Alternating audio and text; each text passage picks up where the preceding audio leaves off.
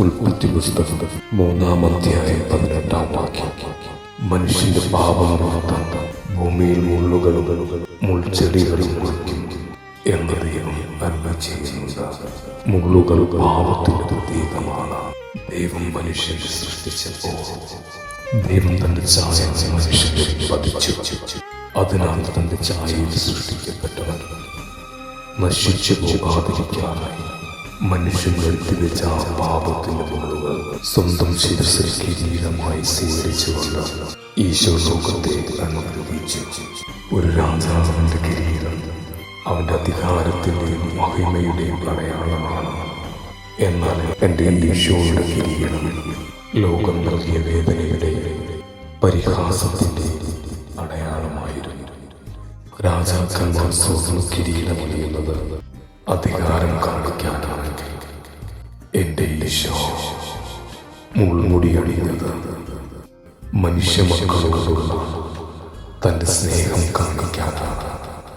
പടയാളികൾ തിരഞ്ഞെടുത്ത ആ മുൾമുടി വെറുമൊരു ശിക്ഷാവിധിയല്ലായിരുന്നു. അത് മനുഷ്യകുലത്തിൻ്റെ പാപങ്ങളേറ്റുവാങ്ങിയ സ്നേഹത്തിൻ്റെ കിരീടമായിരുന്നു. പടയാളികൾ ആ മുൾമുടി മെലിഞ്ഞെടുക്കുമ്പോൾ ഓരോ മുള്ളും ആഴ്ന്നിറങ്ങാൻ പോകുന്നത് കേവലം ഒരു മനുഷ്യന്റെ ശിരസിലായിരുന്നു. അത് പ്രപഞ്ചനാഥന്റെ പരിശുദ്ധമായ നെറ്റിത്തടത്തിലായിരുന്നു.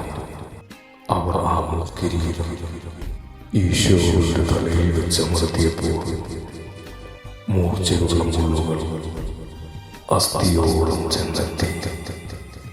യേശുവിന്റെ കൺമുളകളിലൂടെ തിരുരക്തമൊഴുകിയിറങ്ങി. ആ വേദനയുടെ നിമിഷത്തിൽ ഈശോ കരഞ്ഞില്ല. പകരം അവൻ നിശബ്ദനായി നമ്മെ നോക്കി പുഞ്ചിരിച്ചു. കാരണം ആ ഓരോ മുള്ളിലും ഈശോ കണ്ടത്, പ്രിയമുള്ളവരെ, നിന്റെയും എന്റെയും മുഖമായിരുന്നു. മുൾമുടി വെറും ഒരു ശിക്ഷയല്ല, അതൊരു പരിഹാസമായിരുന്നു. യേശുവിനെ ഒരു രാജാവിനെ പോലെ വേഷം കെട്ടിച്ച് കൈകൾ ചൂടിൽ വടികൊടുത്തു. പടയാളികൾ യഹൂദന്മാരുടെ രാജാവെ സ്വസ്തി എന്ന് പറഞ്ഞുകൊണ്ട് അവർ യേശുവിന്റെ മുഖത്ത് തുപ്പുകയും അടിക്കുകയും ചെയ്തു. പക്ഷേ ആ പരിഹാസത്തിന്റെ മധ്യത്തിലും അവിടുന്ന് യഥാർത്ഥ രാജാവായിരുന്നു. സ്വർണ്ണക്കിരീടത്തേക്കാൾ തിളക്കം ആ മുൾമുടിക്കുണ്ടായിരുന്നു. കാരണം അത് ക്ഷമേർന്ന നൂലിനാൽ കോർത്തതായിരുന്നു.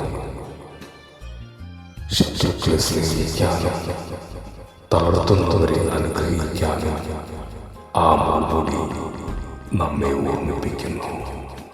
മുൾമുടിയണിഞ്ഞുകൊണ്ടീശോ എൻ മുഖത്തൊരു മുത്തം നൽകി. മുള്ളുകളിൻ മുഖത്തെങ്ങും വീങ്ങുന്ന നൊമ്പരമേകി. സ്നേഹത്തോടെ വേകിയ മുത്തം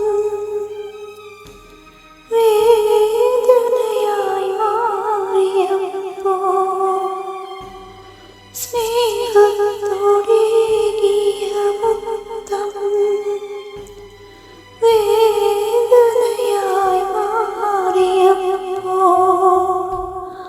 ആ വേദനയ്ക്കൊരു പേരു നൽകി ഞാൻ. അതിൻ പേരല്ലോ സഹനം, അതിൻ പേരല്ലോ സഹനം. മുൾമുടിയണിഞ്ഞുകൊണ്ടീശോ എൻ മുഖത്തൊരു മുത്തം നൽകി.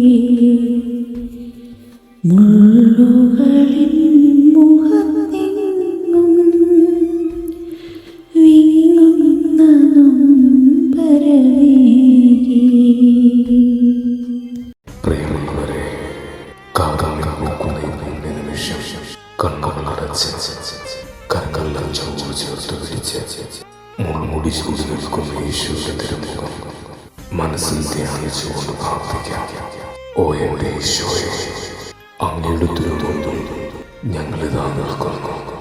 അങ്ങയുടെ പരിശുദ്ധമായ ശിരസിൽ ആഴ്ന്നിറങ്ങിയ ആ കൂർത്ത മുതലുകളെ നോക്കി ഞങ്ങളുടെ ഹൃദയം നീങ്ങുന്നു. ലോകത്തിന്റെ പാപഭാരമെല്ലാം ആ മുടിയിലൂടെ അങ്ങ് ഏറ്റുവാങ്ങിയല്ലോ. നാഥ, ഞങ്ങളുടെ അഹങ്കാരത്തിന്റെ ചിന്തകൾ അങ്ങയുടെ തിരുനെറ്റിയിൽ പുതിയ മുറിവുകൾ ഉണ്ടാക്കിയ നിമിഷങ്ങളോട് ഞങ്ങൾ ക്ഷമ ചോദിക്കുന്നു. മറ്റുള്ളവരെ വിധിച്ചപ്പോഴും വെറുപ്പിന്റെയും പകയുടെയും ചിന്തകൾ ഉള്ളിൽ കൊണ്ടു നടന്നപ്പോഴും ഞങ്ങൾ അങ്ങയുടെ ശിരസിൽ മുൾമുടി അമർത്തുകയായിരുന്നു. ഞങ്ങൾ തിരിച്ചറിയുന്നു. ഈശോയെ, അങ്ങയുടെ മുൾമുടിയിൽ ഇന്നൊഴുകിയിറങ്ങിയ ഓരോ തുള്ളി തിരുരക്തത്താരം ഞങ്ങളുടെ ചിന്തകളെ കഴുകി ശുദ്ധീകരിക്കണമേ. ഞങ്ങളുടെ ബുദ്ധിയെയും ബോധത്തെയും അങ്ങേക്ക് ഞങ്ങൾ സമർപ്പിക്കുന്നു. അനാവശ്യമായ ആകുലതകളിൽ നിന്നും, ഭയത്തിൽ നിന്നും, പാപഭാരമായ ചിന്തകളിൽ നിന്നും ഞങ്ങളെ മോചിപ്പിക്കണമേ. ഞങ്ങളുടെ ജീവിതത്തിൽ വേദനകളുടെ മുള്ളുകൾ തറയ്ക്കുമ്പോൾ പരിഹാസത്തിന്റെ കിരീടങ്ങൾ ഞങ്ങൾക്ക് ലഭിക്കുമ്പോൾ അങ്ങയുടെ ശാന്തമായ മുഖം നോക്കാം. ഞങ്ങളെ സഹായിക്കണം.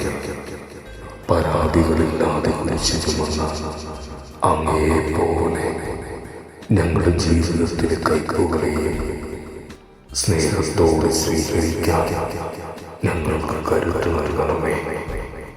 അങ്ങയുടെ മുൾമുടി ഞങ്ങൾക്ക് പ്രത്യാശയുടെ കിരീടമാകട്ടെ. ഞങ്ങളുടെ ഹൃദയത്തെ അങ്ങയുടെ സ്നേഹത്താൽ മുദ്രിതമാക്കണമേ.